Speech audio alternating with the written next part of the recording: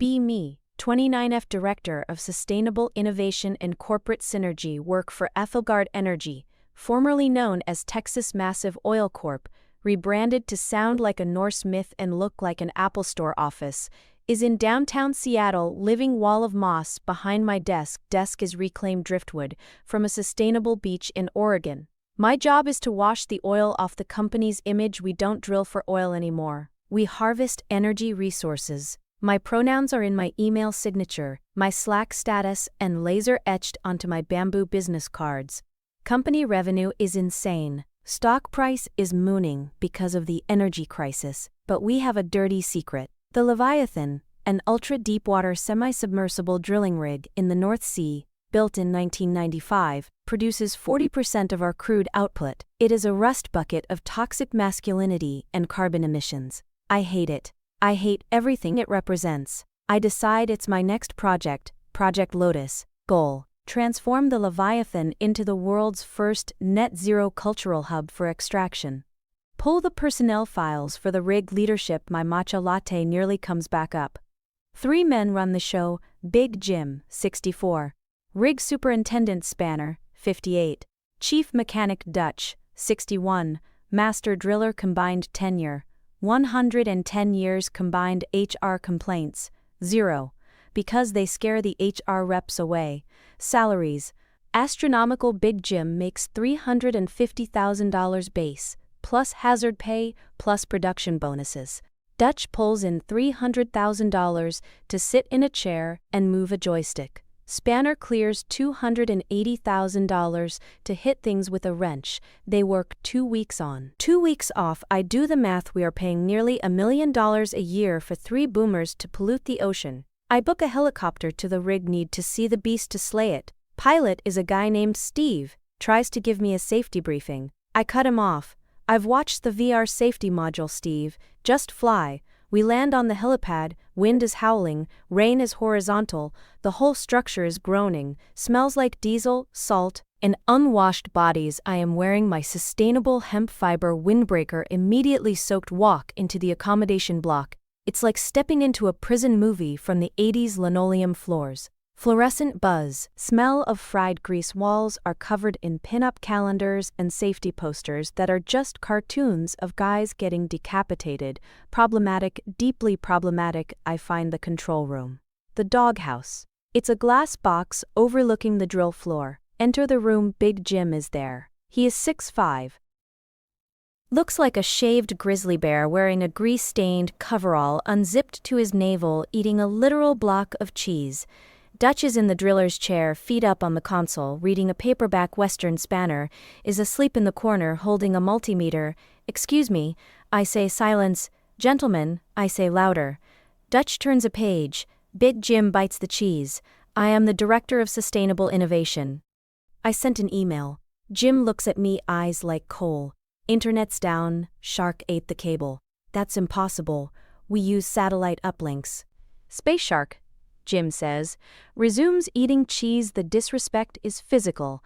I look at the control panel. It is a nightmare of analog gauges, physical switches, and CRT monitors. Green text on black screens, flickering lights.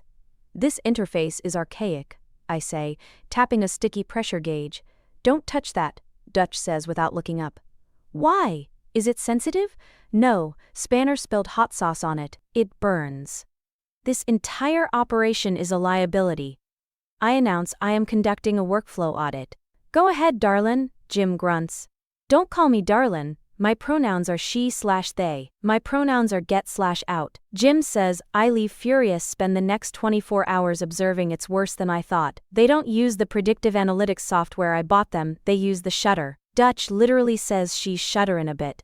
Mud's getting heavy, and adjusts a dial. No data, no sensors, just vibes and vibrations. Spanner fixes a multi-million-dollar turbine by hitting it with a hammer in a specific spot.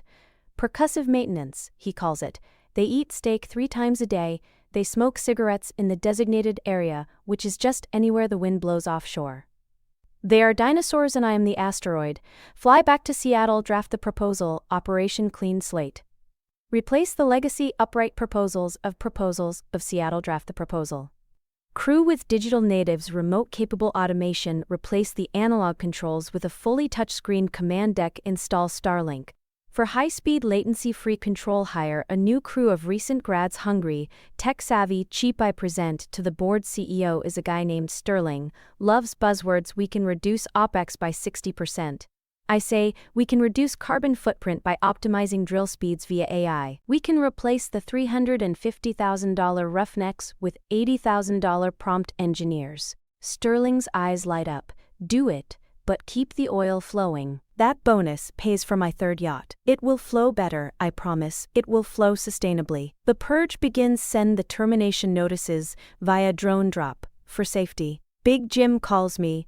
You're making a mistake, little girl. It's director, and the decision is final. Please vacate the rig by 0800 Friday. The Leviathan has a temper. Jim says she doesn't like touchscreens. She likes hands. Machinery does not have feelings, Jim. Goodbye. Friday comes. The old guard leaves. I watch the live feed. They carry duffel bags. They look back at the rig. Spanner spits on the deck. Dutch tips his hat. Big Jim just shakes his head. Good riddance. Enter the new wave.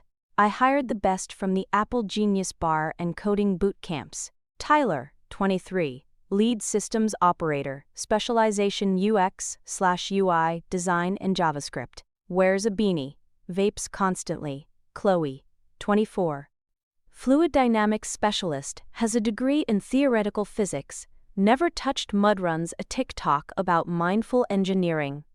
Baxter, 22, robotics tech, 3D, prints his own shoes, thinks oil is gross, but needs the money for his crypto startup. Total annual cost, $250,000 savings.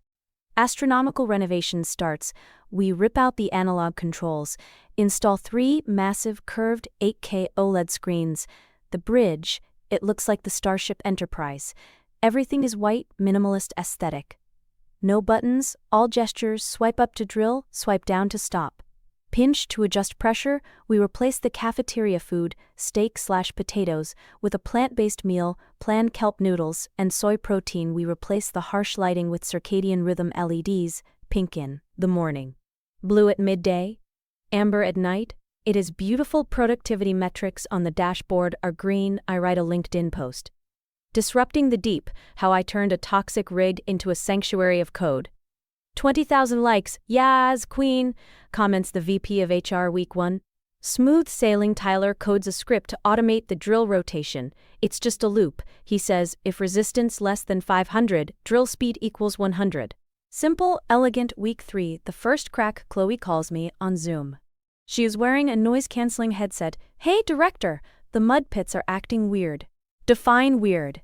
Well, the sensors say viscosity is optimal, but it's making a gloopy sound. Trust the data, Chloe. The sensors are German. Okay, but the smell is really bad, like rotten eggs. That's sulfur. It's natural. Just light some sage. She lights sage. The gas detector alarm goes off. She disables the alarm because it's killing the vibe. Week 5. The lag. Tyler messages me on Slack. Yo, the Starlink is getting spotty. Too much cloud cover. We have redundancy. Yeah, but the latency is up to 400 ms. When I swipe to slow the drill, it takes half a second to respond. Adapt. Anticipate the lag. Also, the touchscreen is greasy. Baxter touched it after eating avocado toast. Clean it. We're out of microfiber cloths. Use a rag. Ew. Week 6. The storm. North Sea winter storm approaches. 40-foot waves, wind speed 80 knots. Normally, Big Jim would ballast down the rig to stabilize. Tyler calls me screaming, the rig is moving too much. The gyroscope app is freaking out. Ballast down, Tyler. Submerged pontoons. I can't find the menu. Is it under settings or system? It's under stability control. Swipe left. My fingers are sweaty. The screen isn't registering. Use the voice command. Hey Siri, lower the rig. Playing Low by Flo Rida. No. The rig lists 15 degrees. The coffee machine slides off the counter and shatters. Baxter throws up on his 3D printed shoes. Eventually, the storm passes. We lost 2 days of drilling cost. $500,000. I explained to Sterling. It was a calibration event. He buys it. Week 8. The kick. This is it, deep pocket of high-pressure gas usually. The shutter warns you, the drill string vibrates in a specific way. Dutch would have felt it in his boots. Tyler is wearing noise-canceling headphones listening to lo-fi beats to code. 2. He is looking at the 8K screen. The screen shows a beautiful 3D render of the wellbore. Everything is green reality. Deep down, 10,000 feet below, the gas is expanding. It pushes the mud up fast. Chloe sees the level sensor spike on her iPad. Guys? The mud volume just went up by 50 barrels in 10 seconds. Tyler. Glitch, the sensor probably needs a firmware update. Baxter. I'll reboot the node. Reality, gas is shooting up the riser pipe at the speed of sound. The blowout preventer, OPP, is the failsafe, a 300-second version. Ton valve on the seafloor supposed to cut the pipe and seal the well.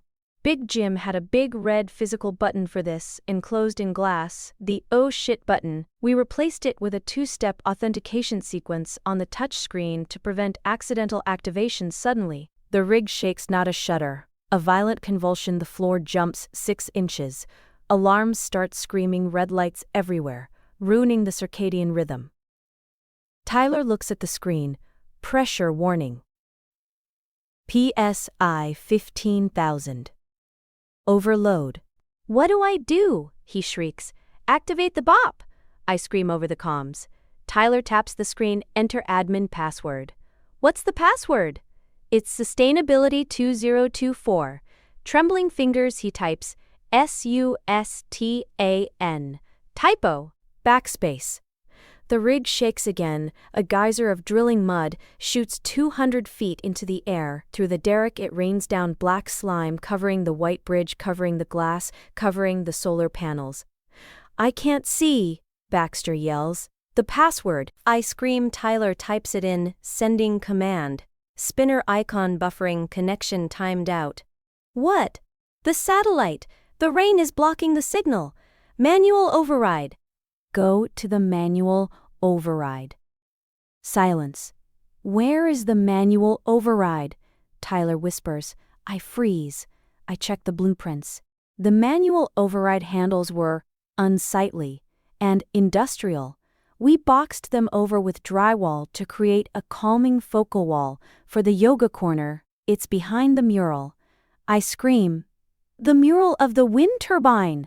Yes! Smash it. Baxter grabs a fire extinguisher, runs to the wall, smashes the drywall, finds the hydraulic levers. They are rusted. Nobody has greased them in 8 weeks because they weren't on the digital task list. He pulls nothing. It's stuck. The gas hits the deck fortunately. The wind blows it away from the intake, no explosion. But the well is flowing wild. Crude oil is spraying into the North Sea at 10,000 barrels an hour. Greenpeace is going to have a field day. Sterling calls me. Why is CNN showing my rig vomiting black death? We have a slight containment issue. Fix it now, or you're done. I panic. I need the wizards. I pull up my contacts, call Big Jim. Voicemail, call Spanner, voicemail, call Dutch. He answers yellow, sounds of birds, fishing reel clicking, Dutch. It's me, Director. Who? From Ethelgard. The rig. We have a kick. Sounds exciting. I'm bass fishing. Got a big one on the line. Dutch. The BOP won't seal. The levers are stuck. The software crashed. Well now, he speaks slowly, agonizingly slowly. Sounds like you need a mechanic. Yes, tell me what to do. I ain't an employee. I'm a liability, remember? I'll hire you back. Double pay. Nah. I'm cashing those checks you sent. Severance package was mighty tasty. Dutch. The ocean, the environment, the poor fish. Fish are biting fine here. Bye now. Click. I scream. I call Big Jim again. He picks up. Make it quick. I'm grilling. Jim. The Leviathan is bleeding. We can't stop the flow. Did you try swiping left? Jim, please? Listen to me. His voice drops an octave. Is the accumulator pressure gauge reading 0? We don't have gauges. We have screens. The screens are black. Then you're blind, and you're dead.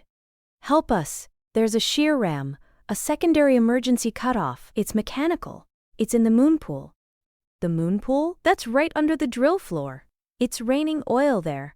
Yeah, that's where the work happens. Send the kid down. Baxter? He's crying in the fetal position. Then you go down. I'm in Seattle. Then pray. Jim, how much? Name your price. I don't want money. I want to hear you say it. Say what? Say that you replaced skilled labor with an iPad and you were wrong. Say it. I was wrong. We need you. The vibes were not enough. Jim chuckles. All right. There's a breaker panel in the auxiliary generator room. Panel 4, breaker 12. It bypasses the computer and fires the solenoids directly. How do you know that? Because Spanner wired it that way in '99 so corporate wouldn't mess with it. Illegal as hell. Works every time. I relay the info to Tyler. Tyler, generator room. Panel 4, breaker 12. Flip it. Tyler runs. We hear him panting over the comms. I see it. It's labeled, do not touch Spanner's magic switch. Touch it. Touch the magic. Clunk. On the camera feed, a massive shudder rocks the rig. The geyser of oil stops instantly. The shear rams cut the pipe well. Is sealed silence. Returns to the bridge. Only the sound of Tyler hyperventilating. I slump in my chair, soaked in sweat. My sustainable driftwood desk feels like a coffin. The aftermath. The spill was only 5,000 barrels cleanup costs, $40 million EPA fines, $20 million stock price, craters by 60%. Sterling summons me. He is not smiling. He is not using buzzwords. You fired the only people who knew how to run the machine. I modernized the workforce. You almost destroyed the North Sea. It was a learning opportunity. Pack your bamboo box. You're out. Security escorts me out. I lose my unvested stock options. My reputation is radioactive. No one in energy will hire me. No one in tech will hire me. I moved to a small apartment in Tacoma. 6 months later, I'm working at a high-end garden center selling organic fertilizer to rich housewives. Is this soil gluten-free? They ask. Yes, I say, dead inside. A truck pulls up. Massive Ford Effect. 350 dually rolling coal. It parks across 2 compact spots. Out steps Big Jim. He's wearing a Hawaiian shirt and sunglasses. He walks up to me. I want to die. He looks at my name tag. Director. He nods. Jim. I whisper, need some fertilizer. For the tomatoes. Retirement is boring. He doesn't gloat. He doesn't laugh. He just hands me a credit card. It's a black card. You guys hiring? He asks, looking at the plants. No. Why? Bored. Me and the boys started a consulting firm. Old Guard Solutions. We charge $5,000 an hour to tell kids which buttons to push. That's nice. We just got a contract with Guard. They want to reinstall the analog gauges. Turns out, you can't hack a needle. He signs the receipt. Keep the change. He says, there is no change. You used a card. Figure of speech. Like sustainability. He winks, walks away, climbs into his truck, blasts AC/DC, drives off. I look at my hands. They are covered in dirt. Real dirt. I realize I finally have a job I'm qualified for.